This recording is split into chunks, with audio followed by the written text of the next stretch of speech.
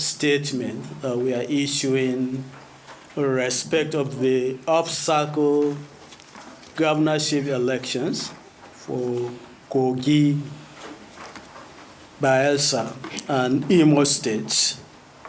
We are aware that as we are holding this press conference, the collation of results for Bayelsa is still to be completed. So ordinarily, we probably would have waited until that is done so that the statement would be final. But notwithstanding, I think that we have sufficient information to make our position very clear on what has happened in the last couple of hours since the elections commenced. So once again, you are welcomed, and I'm going to read the statement that we have prepared for this. General observation.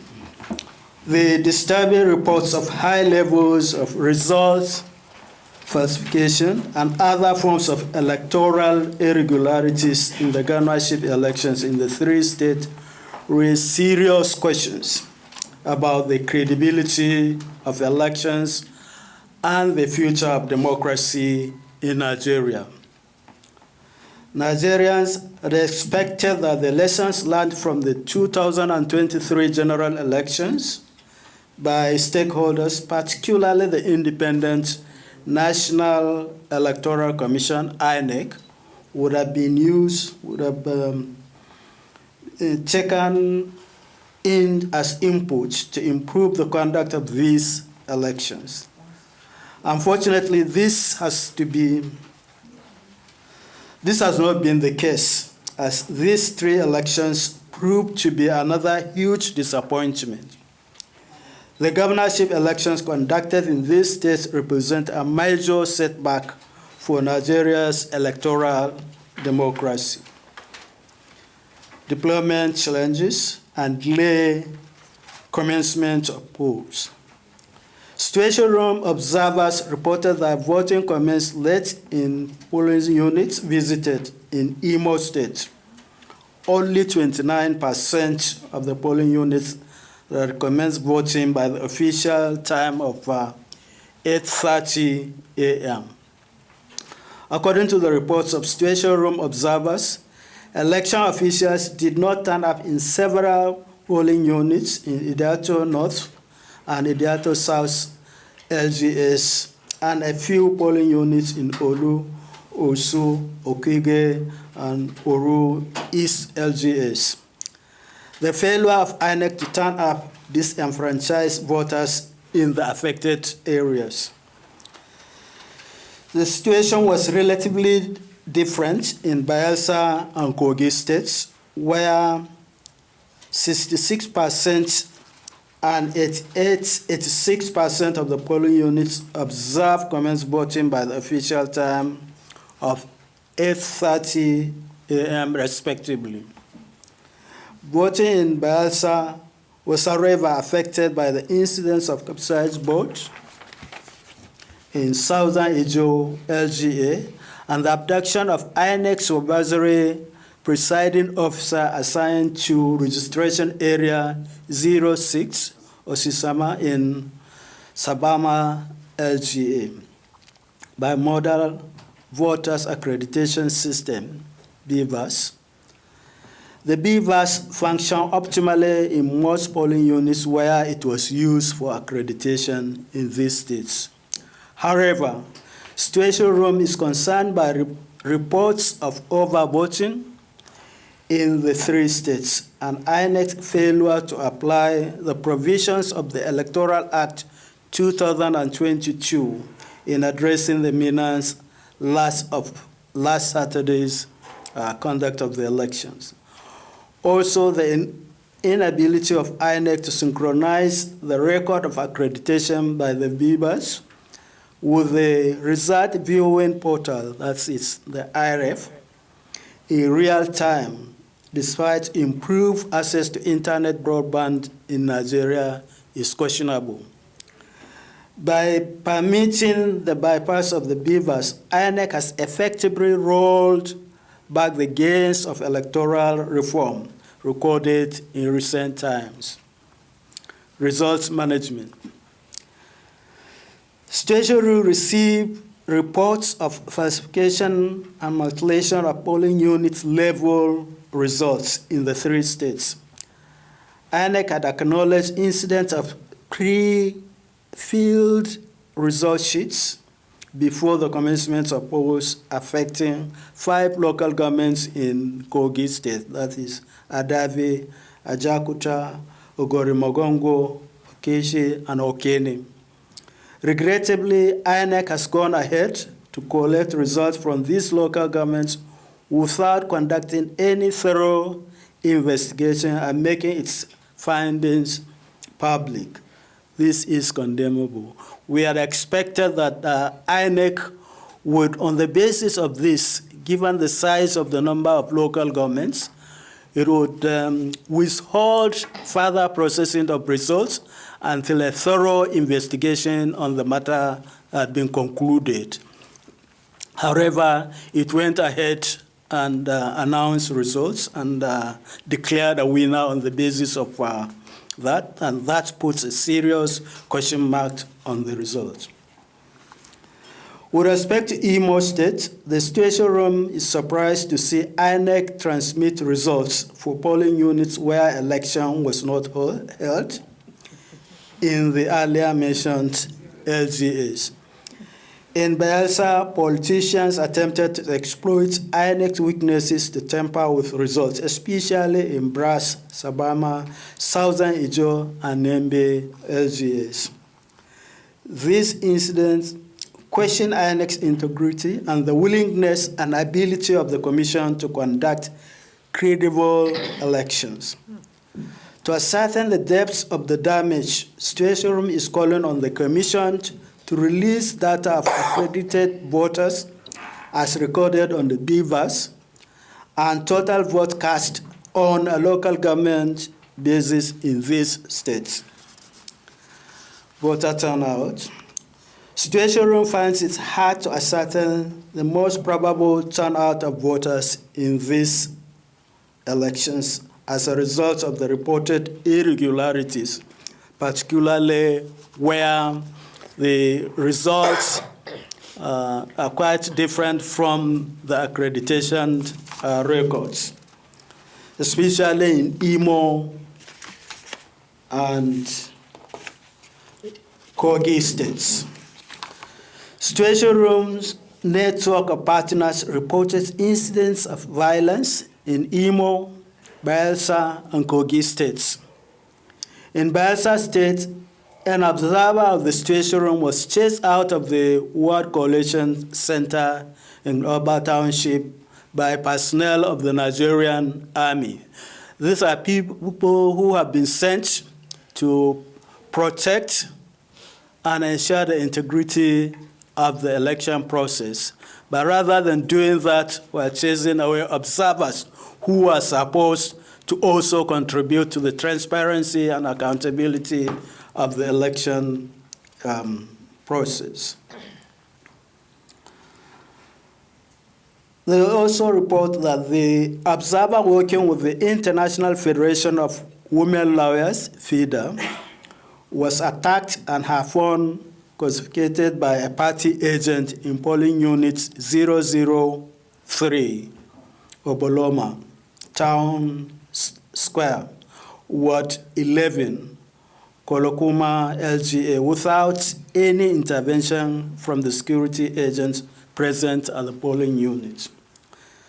Situation Room partners also reported 19 incidents of violence by noon on election day in the 3 states. These incidents of violence were recorded in Oimba, the Kina LGA of Kogi State, Sabama and Brass of Bayelsa State, and Ikedru LGA of Imo State. It would seem that security agents deployed for election duty, rather than help in securing the process, and ensuring its integrity, they opted to collude with politicians and even in some cases protected politicians, enabling them to indulge in vote buying and other conduct that compromise the election in these 3 states. Vote trading. The commercialization of Nigeria's elections appears to have reached unprecedented heights. Political parties and these agents operated openly and with impunity, distributing money in the purchase of votes without any effort by the security agents to contain it. Sums paid at polling units range from 1,000 naira to 30,000 naira, perhaps, for votes, along with cooked and uncooked food items. There has to be an effective mechanism to help politicians weaponizing poverty to win the election in Nigeria. In conclusion, Situation Room is deeply disappointed with the conduct of the governorship elections that held in Bayelsa, Imo, and Kogi states, and worries that elections fell far below the threshold of credible elections. These elections represent a major setback in Nigeria's democratic development. Situation Rooms calls on INEC to fully review the elections in Kogi and Imo states to identify the incidents of malpractice that took place and reflect the genuine vote of the people. Situation Room is reiterating its earlier call for an independent audit of election administration in Nigeria and compliances with electoral law by INEC. That is, we are not saying INEC should audit itself. We are saying that an independent body be empaneled to do that so that we can know the extent, the true extent of malpractices and variance away from the use of the Electoral Act and the accompanying regulations that INEC has set for itself. Without this, we are worried that not much improvement can be achieved in elections in Nigeria. Thank you very much, and you are invited to us. Are not be important. Our position has been very clear that we haven't reached the end of electoral reform in this country. And so we have been pushing for more reforms, especially to address lapses and challenges that we observe in the 2023 general elections. But now we have also seen confirmation of some of these challenges. And so we would continue to call and demand for deepening reform in the electoral law in this country. But along with that, we also want an independent audit of the conduct of elections in this country that would independently study, analyze, and come up with recommendations and tell us exactly what happened during these elections. Because so far, we have observers' reports, we have reports by the parties, but we need a detailed analysis to know the extent of damage that INEC has allowed to creep into the conduct of this election. And unless we are able to do this, we would continue to hold INEC as simply possibly capable of doing so. But I think that we are coming to the conclusion that the way INEC is constituted right now, I think that it is incapable of conducting free, fair, and credible election. And that means that we need to do something about its composition. I think that the problems, the challenges of elections in Nigeria is not necessarily just about the money that is being spent. Now, if we could spend money and get very good elections. That is fantastic. But we are spending money and we are not getting good election. I think for me, the key challenge is that we are appointing people to be on the drivers of election in this country, people who are partisans, people who collude with politicians to disregard electoral rules and regulations and do the bidding of politicians. So unless and until we are able to have people who are neutral, non-partisans, and people of integrity that are appointed as INEC national commissioners, INEC REC, state resident electoral commissioners, and by extension, be able to recruit independently without interference from political parties and governors and other political powers, then we will not be able to get the sort of INEC that would deliver free and credible elections in this country. The law itself, we need to reform the way we appoint people to INEC, but we must also collectively insist, because this is us. It's not just about civil society, it's not about media, it's about Nigerians, and we must collectively rise to the situation and stop politicians holding us hostage in this country. Because of impunity, because some people are above the law in this country, they perpetrate this and no sanction. And right now, you do not even have any law that will punish INEC staff who connive. And many of these things are done with the connivance of the INEC staff and commissioners. As you can see clearly, the president last week or thereabout had appointed some people into INEC in gross violent violation of our constitution. Would say that you should not appoint people who are card-carrying members. So they've already begun to plan for the next election, by planting people who are already partisan, So that's one, issue. Secondly, of all the people that have been arrested, how many people have been prosecuted? So, because, again, the limitation we have is that the state attorney general must prosecute the people at the state. And if it is a ruling party people who have perpetrated that, definitely they will not prosecute anybody. So we have to find a way to address people who are breaking the law and getting away with it. Otherwise, these problems will continue to repeat itself.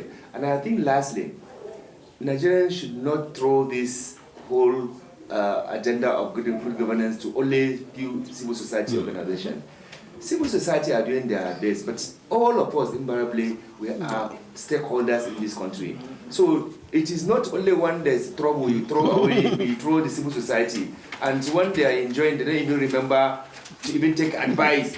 Not even civil society is not asking for any share. They are asking that you should do the right thing. That's the only thing that civil society is asking. But they are finding it difficult. They are the greatest beneficiary of democracy, but these politicians are the people who are destroying democracy. So I think it is our collective responsibility, and we need to intensify civic education. And that's why we think that development partners, they need to invest heavily in supporting civil society to demand for accountability. As it is now, politicians are doing whatever they like, and nobody can call them to order. You do all these things, you are rewarded with the appointment. This is only happening in Nigeria. So we need to rise up as collective. It's not the work of Situation Room alone or individuals. It is our collective responsibility so that we can bring some level of sanity and really bring up that democracy is a good platform that we can actually demand justice, experience development, and ensure equity and justice. Otherwise, we will continue, like you mentioned, to lament. So this lamentation is not for the civil society. It is for all of us if we don't rise up to demand for accountability and reforms. Thank you. As you advocate for things. In other words, the message we are sending here is not just for politicians. It's about mobilizing Nigerians to realize that we are the architect of the type of Nigeria we want, until we are able to speak together boldly and widely to the people purportedly elected by us, we will not make progress. So all of us, farmers, market women, students, everybody, we have a responsibility to hold these people accountable. And unless we do that, they would always listen to us, but refuse to do what we are asking. But when they know that there is a punishment, and that punishment is that we are collectively united about punishing politicians, it is because right now, legally, they are not being punished by the rules because they control the legal instruments, they control the law enforcement agencies, but they don't control social movements. And social movements have the power, the capacity, the agency to be able to discipline politicians in this country.